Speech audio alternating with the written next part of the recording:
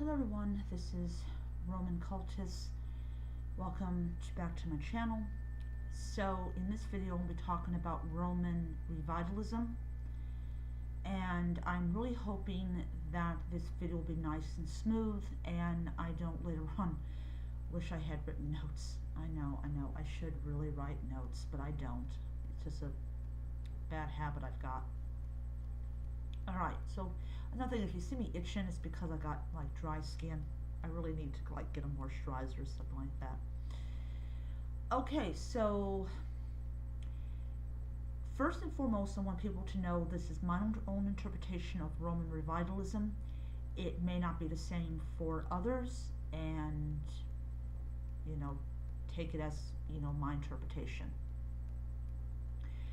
So Roman Revivalists are a group of people that are basically in the middle between the recons and the neo-pagans. And the reason that they're in the middle is that they have aspects of Reconstructionism, but they bring their practices into the 21st century. Example, we understand that the Romans adopted deities and put them into the Roman pantheon, unlike the Greeks that considered deities outside the Greek pantheon to be, how should I say, suspicious. Hence, when, prime examples, when Mithras came to Greece, and it was not exactly welcomed. Maybe it's because he castrated himself at the temple during one of the big festivals. Might have been that. Yeah, a wonderful way to, disrespect the place you're in. Just, cut off your penis. Weird. So, so unlike in the Greek pantheon, Romans they worshipped deities outside of Italy. There were people that were worshiping Odin, and I know that a lot of people are going to be like, don't remind us. It's all based on, the cultures they encountered and how they could assimilate those deities into their own culture. So we read the books, we read the archaeological books, and we read archaeological magazines, and we really work to try to better understand the Roman Empire. But we also understand that we're not living in the 2nd century AD or the 4th century BC. We're living in the now, and we bring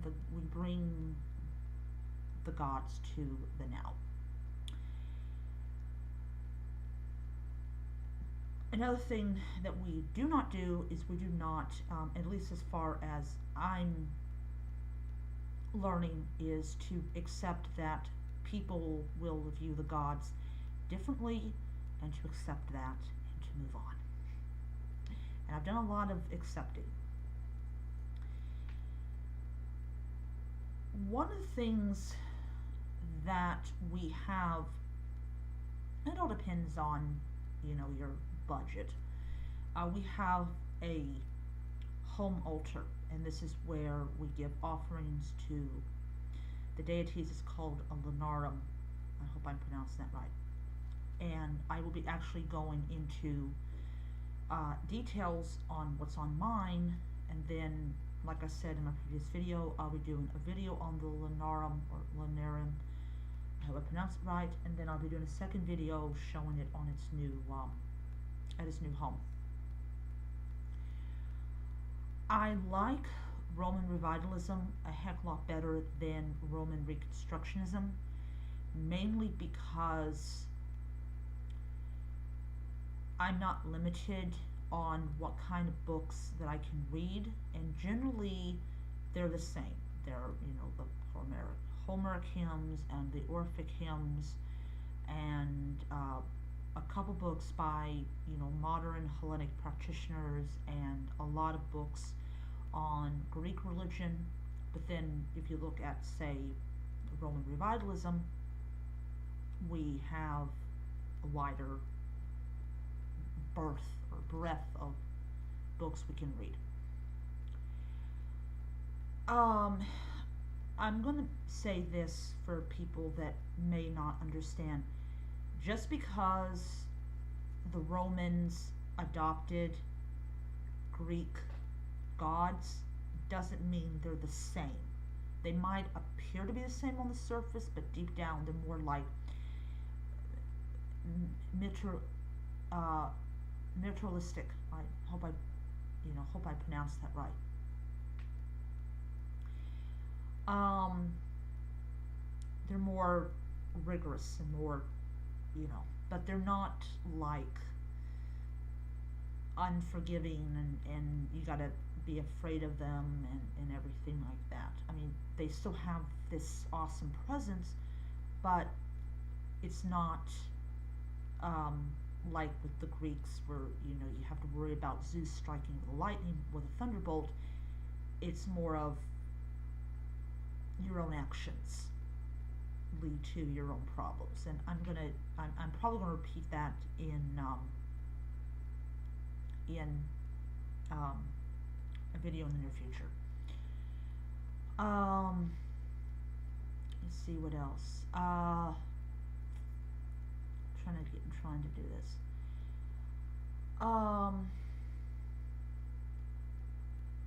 Oh yeah. One of the things that modern pagans have to understand, and I know it's great to live in a country where you have freedom of religion and everything, but in Italy, and I actually talked to somebody on one of the not forums, one of the groups, and he said that it is a little bit better than in Greece. And if you guys want to know, the Greek Orthodox Church controls every aspect of Greek people's lives, and they are definitely, how should I say it, definitely fearful of the Hellenists, and they're afraid of the gods, and I don't understand why. If your faith is supposed to be secured, then a bunch of people at a temple shouldn't bother you, but somehow it does. I wonder why. It's literally almost identical to what happens in Italy. There was actually a picture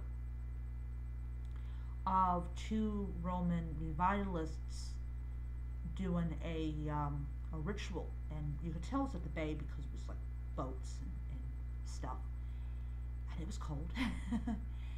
And I asked about the photo. I mean, comment about it, and the guy said that we really make the Italian police very nervous.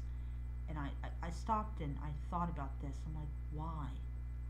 It's not like you killed a whole bunch of people that were pagan. Yeah, so see, you can detect the sarcasm in my voice. I think what it is that it is the fear that the gods are coming back, because they know what they did. It's I think it's what I would like to call inheritance guilt. You inherit the guilt of your ancestors. You inherit the crimes of your ancestors. And so when you see a bunch of people worshiping Mithras or Janus or Jupiter or Juno, you immediately have this fear because you inherited their sin and their crime and everything else. So that's my own personal opinion on that subject. But Roman Revivalism is great. I love it. My father's family's from Italy, so you get the connection there. Um, Let me see what else. Oh yeah, one of the things that people that are like say in Asatru doesn't understand about Roman religion, or they try to make people that practice Roman religion feel bad about it, and I don't know why, is when Romans worship like Thor and Odin and Freya and Frigg, and they pour libations to them, but in a Roman way, they kind of get upset about it. And I say to them, why are you upset about it? The Romans came, they came in contact with the gods of the Norse, and this is the end result. So overall, I think it is stupid to be upset about that. But I hope I explained Roman Revivalism to the best of my ability. Oh, I'd like to add this. Um, we do rituals that have to be word perfect. That's why you don't see them just rushing through it. It is so. Yeah, there you have it. So I'm going to end it there. I'm nearly at 12 minutes anyways. So I hope you enjoy the video. I hope this helps, and I will be doing a couple more videos this week, and I'm definitely going to be getting ready for Janice. So I will be doing a video on all that. So I'll see you guys around next time. May Jupiter watch over you.